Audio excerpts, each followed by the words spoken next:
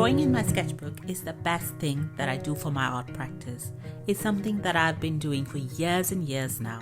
Hi, I'm Parole, and today I am so excited to share my very first sketchbook tour with you. This sketchbook is really special for me in many ways. This wasn't my first sketchbook, but this was the first time that I was using my sketchbook solely for drawing and painting rather than adding notes and journaling along with the sketches. This was also the first time I used every single side and every single page.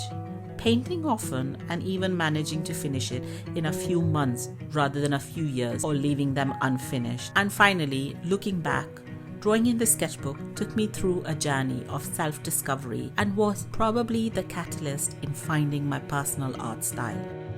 This is a De La Rooney ebony sketchbook in A5 size, and I drew in it from October of 2016 to February of 2017. When I first started using it, I had no specific agenda. All I wanted to do was really give all the ideas exploding in my head a space to explore. I did have one restriction, and that was that I would only use this one sketchbook rather than keeping multiple sketchbooks at the same time, and wouldn't start a new one until I finished this. I think that was probably the best decision I made.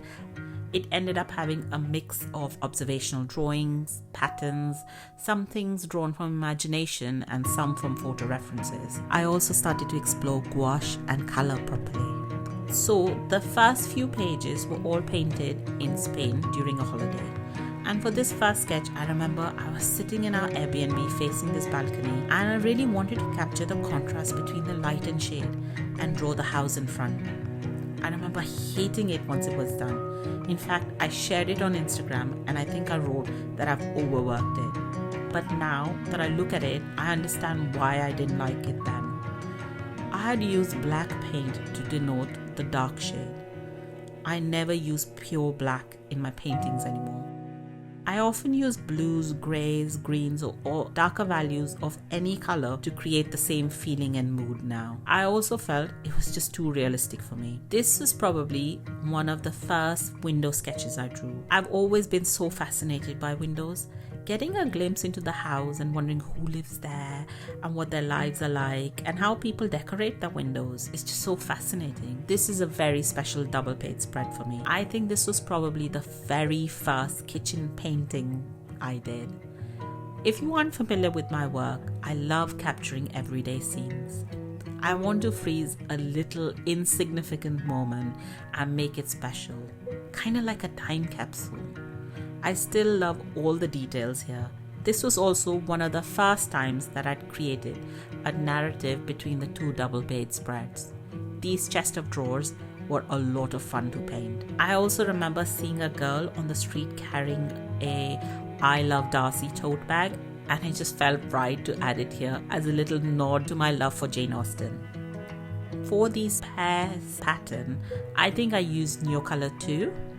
Neocolors are water-soluble oil pastels, and I would think I was still exploring them and trying them out as they were new to me. I love the texture of this chicken. It just has such a fun attitude.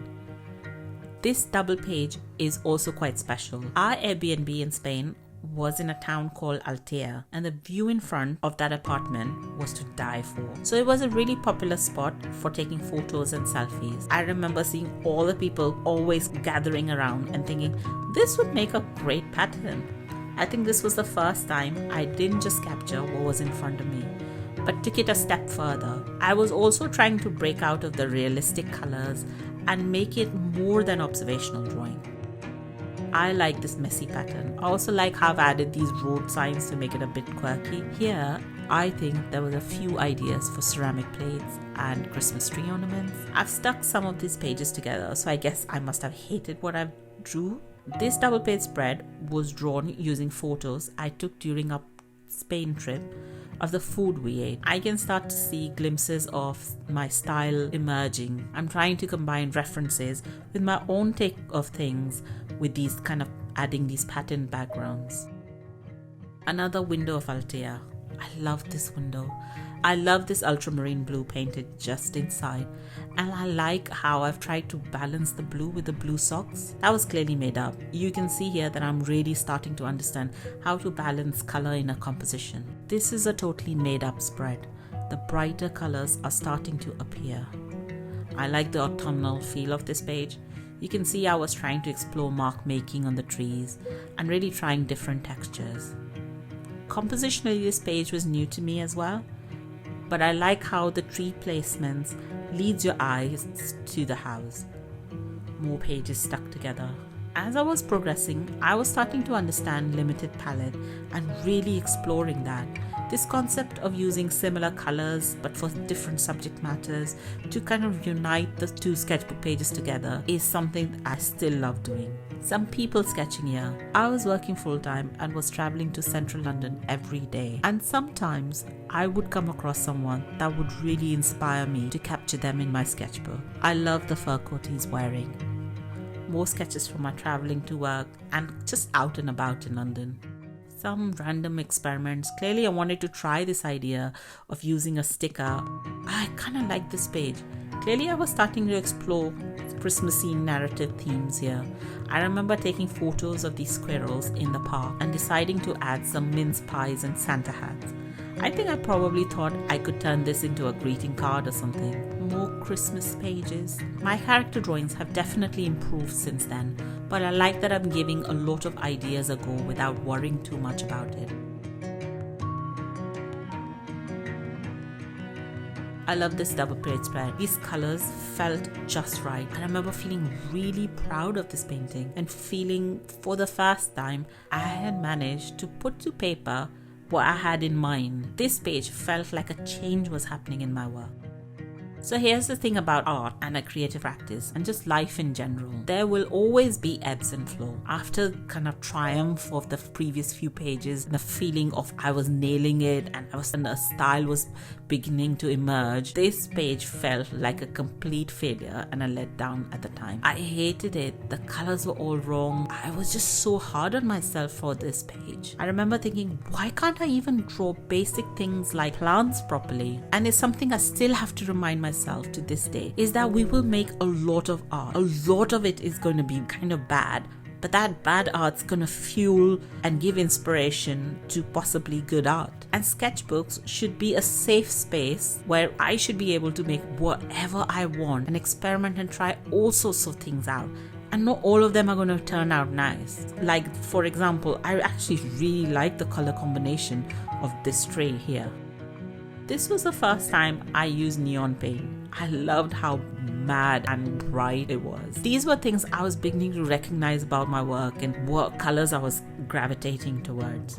I started this sketch and then I hit a block. I just didn't know how to proceed. So for the longest time, I left it incomplete. I think I went back after a year or so and finished it. I don't remember painting this page, but I remember sharing it on Instagram. I was just really enjoying the process of creating and sharing my work there. It was the good old days of Instagram when it was easy for people to discover your work. And that's exactly what happened. Grace from Design Sponge shared this sketchbook page of mine and it went a bit bonkers for the next few days. I remember thousands of people started following me and I had the biggest imposter syndrome. Of course I was excited that a lot of new people were liking my work, but I was also thinking, why are all these people following me? This was my cat Billy. You would have seen a few sketches of his across the sketchbook, especially the ones in the kind of Christmas theme ones. But this one is one of my favorites. I love this bat-like pointy ears in the shadows I've managed to capture. He was the love of my life and he was really old, around 18 when he died in 2020. I had so much fun painting these two pages. I think I was inspired by Iris Apfel and her big round glasses. I think this neon pink was one of my starting points and then I just kind of went from there. I remember researching the maddest sunglasses I could find. Compositionally, one of my big influences has been Wes Anderson's films. I love his distinct visual language of symmetrical center framing, balance and perspective. another favorite spread of mine. I love this one so much and I'm really proud of it that I made this into a print. It's still available in my Etsy shop. I remember working on this for days and days. At one point, I almost gave up on it as I was really struggling with the perspective of the stairs, but I'm glad that I persevered. I think after doing loads and loads of just background scenes, clearly I felt the need to explore and draw more people and more neon color experiments too. I think this guy was the same front and back. I remember taking a day off from my day job and playing tourist in London and just walking around, and then I came across the scene in Chinatown of these two guys clearly working there and just surrounded by hundreds of paper lanterns. That's the beauty of a city like London. There's a story ready to capture at every corner. I was obsessed with Mars Brothers chocolates, especially their packaging, and I really wanted to design my very own version of their chocolate bar. So I made this pattern up. I think popcorn, rosemary and peppercorn as a chocolate flavor could work. What do you think? Let me know in the comments below. Again, a favorite of mine. This house in Rue Crémieux in Paris has probably been drawn a million times by other artists. I kind of like my little twist of the close-up of the window on the other page. I probably like this window more than I did the actual full house drawing here. This is one of the most fun paintings I made. I love pigeons. There, I've said it. I know it's weird, but I do. I love drawing them. I am always finding them in hilarious situations. I also like how I distorted the table perspective here and kind of exaggerated it the last few pages. By this point, I knew what themes I was really enjoying and I was really leaning into it. I was really starting to paint it over and over again. I was also gravitating towards certain colors, like this salmon pink, and I was trying out variations of the same color palette by just kind of changing one color maybe and just really drawing different subjects. And that's it.